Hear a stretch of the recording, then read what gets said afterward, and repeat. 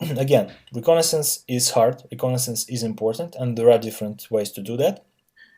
Let's start with reviewing the first category, and that's the goals. Okay, so first of all, remember this rule. Yeah, so it's not like the time you spend to the reconnaissance relevant to other activities. It's more of a weight of its value. Okay, so reconnaissance could could consume much more time, I would say, or much less time, but still, its importance in the final value of your report is around that. It's like 4 times more important than anything else you do. Yeah, and it's even from the perspective of a penetration testing services company, it's very important because it can be automated. It can help you be more business effective and so on. So what are the goals? The goals are to collect as much information as possible, and the types are passive and active reconnaissance activities.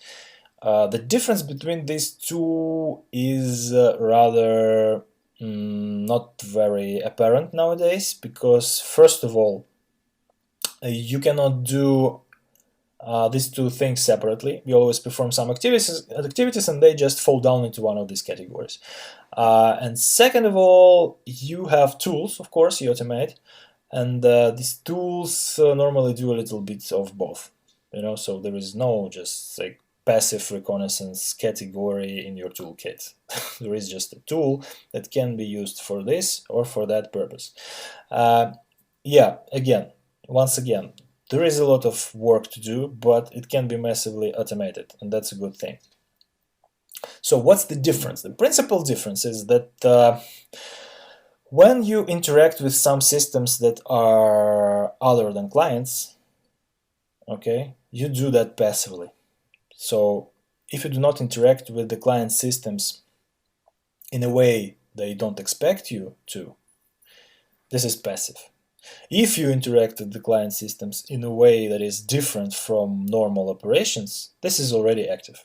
Okay, so if you like search Google, or you even automate these searches through Google API, or you, I don't know, you run recon ng against some very limited number of highly probable subdomains, yeah, you do a passive reconnaissance. If you start to interact with the services, to validate the emails you have found or guessed, to perform various types of scripted and automated activities against their services, that's most probably a sign of active reconnaissance already.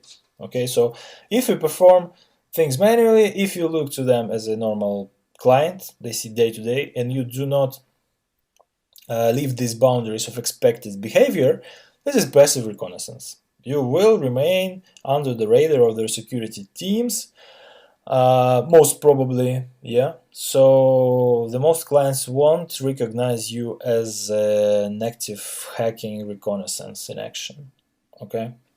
And if you start to do some hacking stuff, right, you automate, you write down some Python scripts that try to interact with the services and find out more about what they do and what their contents are, that's most probably already active reconnaissance.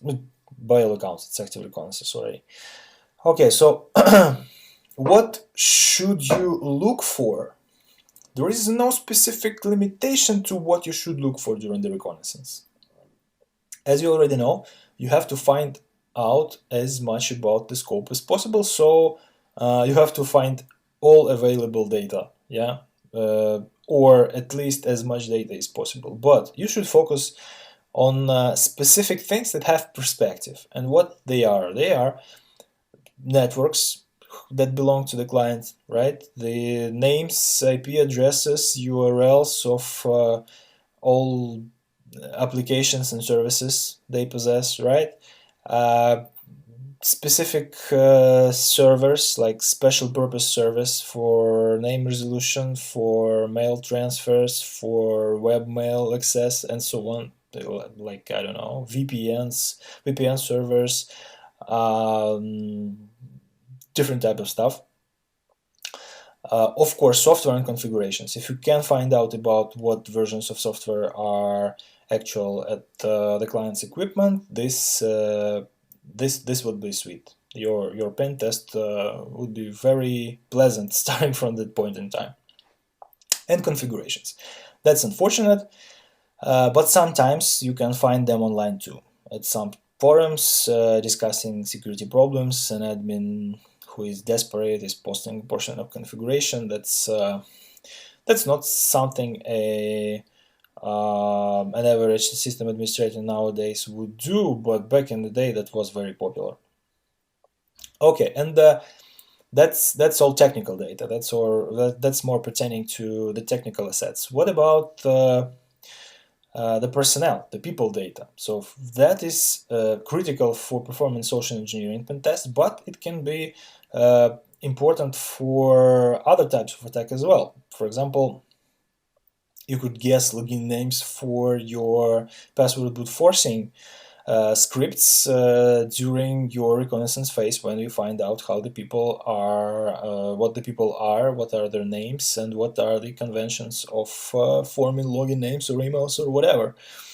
So you will be interested in creating this database of openly available information about the personnel, starting from full names through contacts like email and phone numbers, instant messaging accounts, social media accounts, interests, hobbies, life stories, anything related to them, anything they are fond of, their skills they showcase in resumes and on the job sites, and their work history as well.